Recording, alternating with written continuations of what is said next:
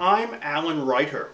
It looks like the Federal Communications Commission will kill the wireless networking company LightSquared. This creates a major problem for the many companies that signed agreements with LightSquared. The FCC previously granted LightSquared a conditional license to use satellite frequencies and terrestrial ground stations for an LTE network. LightSquared would wholesale its network to other companies that in turn would offer retail services to consumers and enterprises. Sprint has contracted with LightSquared as one way to provide LTE to its subscribers.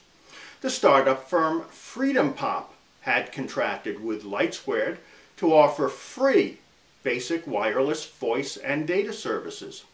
But based on several studies, the FCC has concluded that LightSquared's satellite system would interfere with many GPS devices, and any possible solutions would take too long to implement.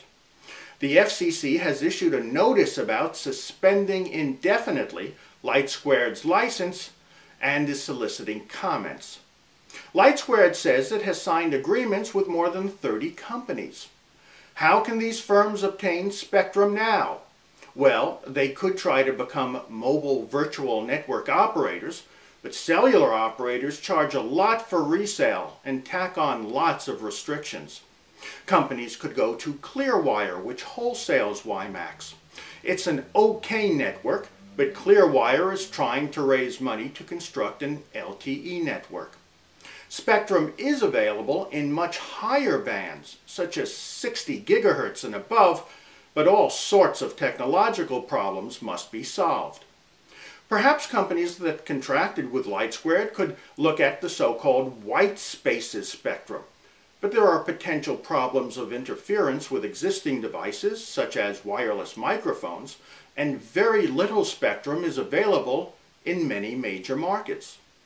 White spaces spectrum is supposed to be free, but a bill before Congress could require auctions. The FCC is trying to find more spectrum, but most of the good frequencies are already occupied or being husbanded by existing operators.